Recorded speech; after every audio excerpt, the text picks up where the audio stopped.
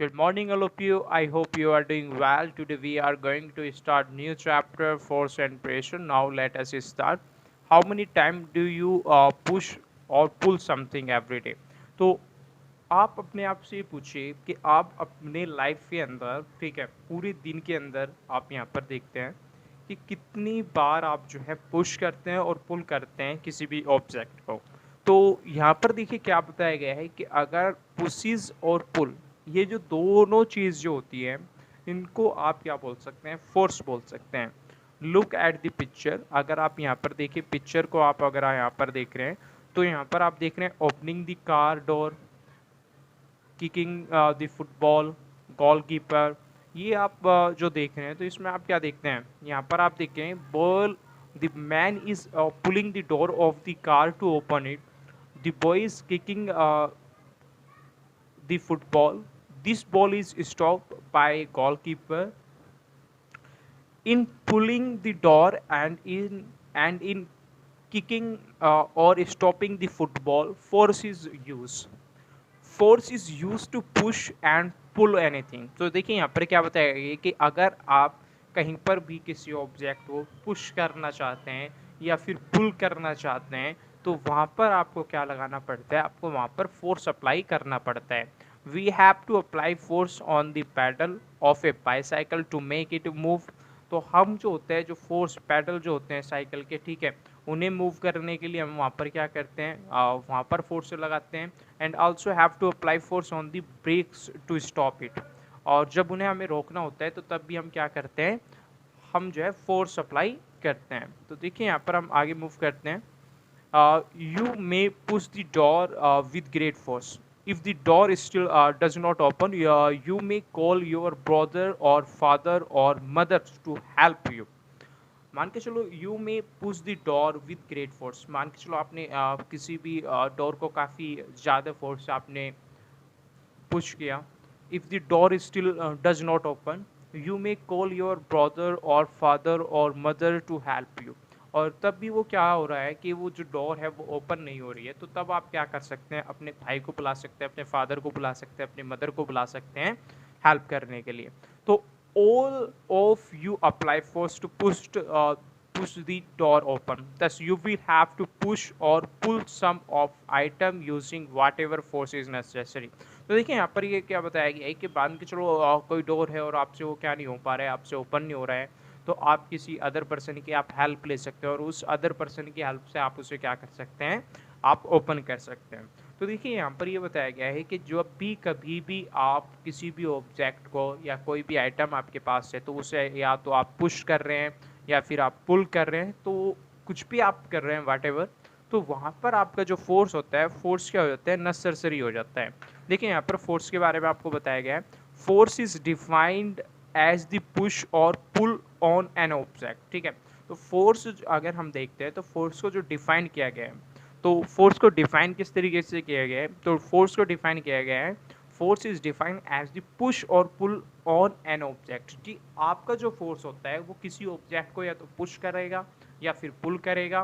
When things are move changing their position, जब कोई object क्या करता है, अपनी पोजिशन को क्या करता है, चेंज करता है, फोर्स प्ले वेरी इंपॉर्टेंट। उस केसेस में वहाँ पर क्या होता है कि जो फोर्स होता है वो काफ़ी इंपॉर्टेंट रोल वहाँ पर प्ले करता है। ठीक है, some common application of force in our everyday life are, जैसे आप देख रहे हैं फोर्स अप्लाइड टू ओपन और क्लोज द डोर। जैसे आपको कोई भी ओपन या क्लोज करना है डोर तो तब आप फोर्स अप्लाई करते हैं।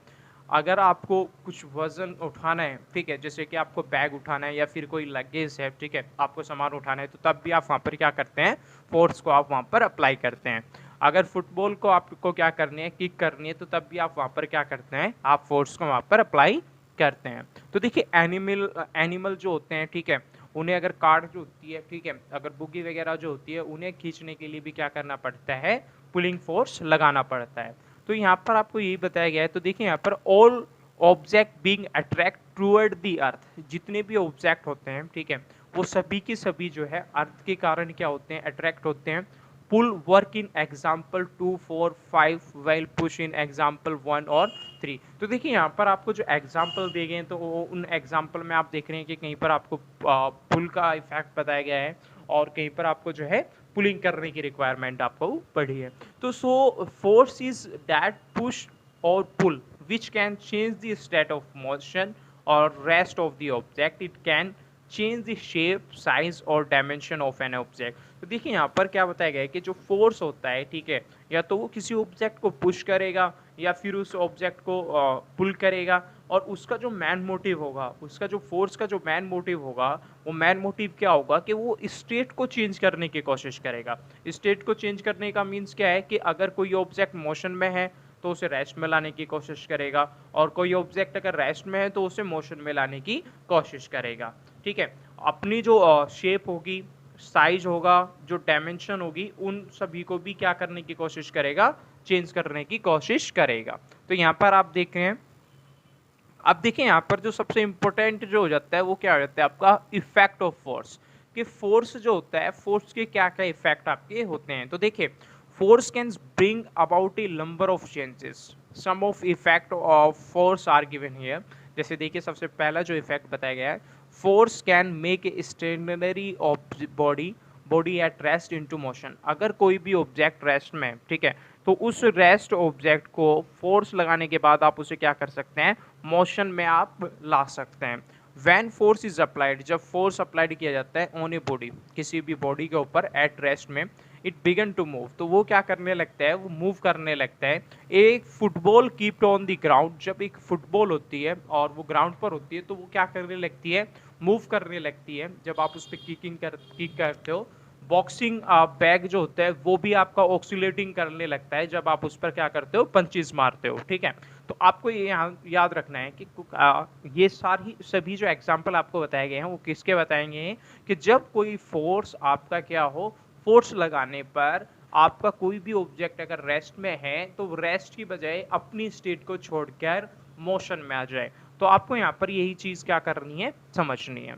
तो देखिए, हम आगे मूव करते हैं। तो यहाँ पर आपको देखिए कि यहाँ पर क्या दिखाया गया है कि आपका जो बॉक्सिंग जो बैग होता है, ठीक है, उसमें आपको यहाँ पर पंचेस किया गया है और वो ऑक्सीलेटिंग करता हुआ आपको दिखाई दे रहा है। ठीक है, तो यहाँ पर इसके बाद हम देखते हैं, force can change the speed of an object which is motion. तो देखिए यहाँ पर दूसरा इफेक्ट क्या बताया गया है कि अगर आप किसी भी चीज़ पर फोर्स अप्लाई करते हैं, ठीक है, जब आप किसी ऑब्जेक्ट पर फोर्स अप्लाई करते हैं तो उस पर क्या होता है कि ऑब्जेक्ट का जो मोशन होता है, ठीक है, मोशन करते वक्त क्या होता है, उसकी जो स्पीड होती है वो स्पीड भी आपकी क्या हो जाती है, चेंज हो सकती है, परिवर्तित हो सकती है।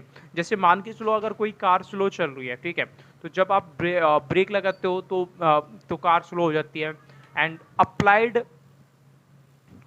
Applied and then come to rest.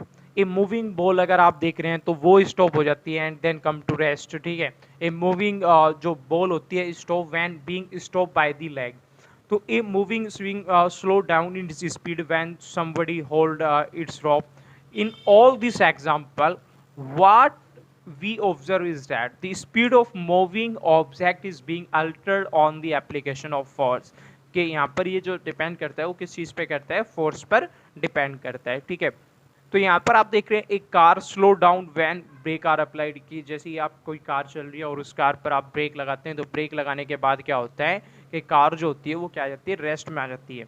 तो कोई भी अगर यहाँ पर देख रहे हैं आप मूविंग स्विंग आप देख रहे हैं, ठीक है, इसके बाद आप यहाँ पर देखिए, force can change the direction of moving object. तो यहाँ पर जो थर्ड पॉइंट बताया गया है, थर्ड पॉइंट में आपको क्या बताया गया है कि कोई भी फोर्स है, ठीक है, और फोर्स क्या कर सकता है, फोर्स कैन चेंज, कि फोर्स जो है वो क्या कर सकता है, बदल सकता है, चेंज कर सकता है द डायरेक्शन।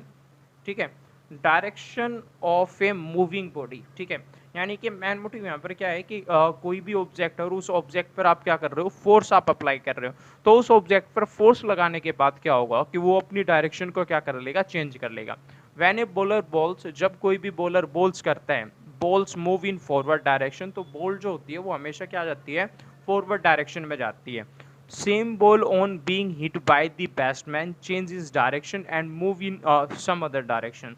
तो अगर कोई भी सेम बॉल अगर आप देखते हैं और जब वो किसी बैट्समैन के द्वारा क्या की जाती है, हिट की जाती है, तो आप वहाँ पर क्या देखते हैं कि उसकी जो डायरेक्शन होती है वो डायरेक्शन क्या हो जाती है, बदल जाती है और जो ऑब्जेक्ट होता है वो आपको यहाँ पर क्या दिखाई देते हैं कि जिस डायरेक्शन में बल्लेबाज ने हिट किया उसी डायरेक्शन में बॉल क्या होने लगती है, मूव करने लगती है। इसके बाद आप यहाँ पर देखिए एक toy car on striking the wall start moving in some other direction, thus it is clear from the example that force is capable of changing the direction of moving body. Force can change the shape of object, तो force जो है वो क्या कर सकता है, change कर सकता है shape of the object. If an inflected balloon is press between the flame, ठीक है, clay is roll between flame, flour dough is roll with a rolling pin, we see that all these objects change their shape। तो यहाँ पर आपको क्या बताया गया कि कोई भी ऑब्जेक्ट है और वो उस ऑब्जेक्ट पर आप क्या कर रहे हैं, अगर आप फोर्स लगा रहे हैं तो फोर्स लगाने के बाद उसकी जो शेप है उसकी शेप में क्या हो सकता है, चेंज आ सकता है। ठीक है, जैसे यहाँ पर आपका बताया गया है कि क्ले जो होती है, ठीक है, क्ले मिट्टी अगर आप देखते हो तो उसे जब आप अपने दोनों हथेलियों के बीच में आप दबाते हो तो वहाँ पर आप क्या देखते हैं कि उसकी जो शेप होती है वो क्या हो जाती है, बदल जाती है।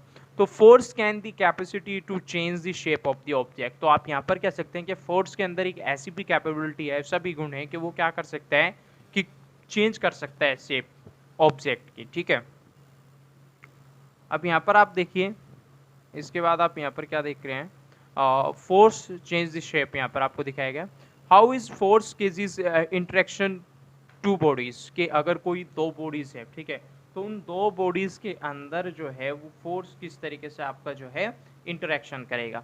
तो देखिए यहाँ पर आपको सबसे पहले यहाँ पर आपको दो इमेज आपको यहाँ पर दिखाई दे रही है। ठीक है, एक तो फन राइड की दिखाई दे रही है और दूसरी आपको जो इमेज दिखाई दे रही है वो क्या दिखाई दे रही है, डॉग पुलिंग इट्स लीच। ठीक है, तो यहाँ पर देखिए आप यहाँ पर इसे इस तरीके से आप यहाँ पर देख सकते हैं। तीसरी इमेज आपको यहाँ पर दिखाई दे रही है stepping out of A boat. ठीक है, अब देखिए यहाँ पर कंसिडर द केस, आपने यहाँ पर ये केस माना है कि fun ride where the state are attach through the fix hook of the support. ठीक है, तो when the ride is given a moment, the two hook pull in the opposite direction and support each other।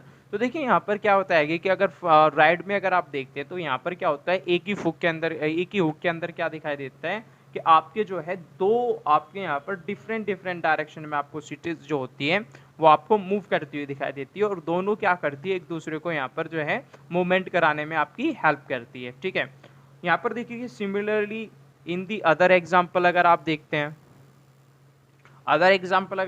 हैं, जो आपको ऊपर दिखाए गए हैं, it is difficult to decide which of the two object is pulling और pushing the other. ठीक है, तो हम ये डिसाइड नहीं कर पाते हैं कि कौन सा ऑब्जेक्ट पुलिंग कर रहा है और कौन सा ऑब्जेक्ट जो है पुशिंग कर रहा है। तो यहाँ पर देखिए एज यू कैन सी, जैसे कि आप देख सकते हैं, dog is being pulled and also is pulling the leash, also the boy push the boat during stepping out and as a result the bot pushing the boy out। In all this example अगर आप यहाँ पर देख रहे हैं, जितने भी अभी हमने यहाँ पर एग्जाम्पल डिस्कस किए हैं, तो यहाँ पर आप देखते हैं कि दो बॉडीज जो होती है मैचुअली इंटरेक्शन करती है और वो एक दूसरे के ऊपर क्या करती है, यहाँ पर फोर्स को अप्लाई करती है। इन द सेम मैनर अगर आप देखते हैं, when a ball is hit on a wall, जब एक बॉल को आप दीवार पर मारते हो, the pull applies a force on the wall and as a result the wall apply the force on the ball and the ball bounce back। तो देखिए आपने क्या किया कि आपके पास कोई बॉल है और आपने उसे वॉल पे मारा, तो आप देखते हैं कि वॉल जो होती है, ठीक है, वो भी उस पर एक फोर्स लगाती है और वो उसे हमारी तरफ ही क्या कर देती है, बैक पहुंचा देती है। अब देखिए इसके बाद आपका यहाँ पर क्या है, thus we can conclude that to apply force a minimum of two bodies must interact each other। Let us look at some more example to understand this fact clearly। When a friend hit you on your arm with his hand, it is an interaction between his hand and your arm। A force is applied on with therefore both your arm and his hand edge। ठीक है, तो आप यहाँ पर समझ सकते हैं कि आपको जो बताने की कोशिश की है कि जब भी आपका कोई फ्रेंड होता है और वो हिट करता है, ठीक है, आपकी आर्म के ऊपर, ठीक है, तो आप यहाँ पर देखते हैं कि इंट्रैक्शन होता है आपके हैंड का और उसके आर्म का। ठीक है, तो यहाँ पर आपका क्या होता है कि एक फोर्स आपका क्या होता है, आपका on with therefore both your arm and his hand touch.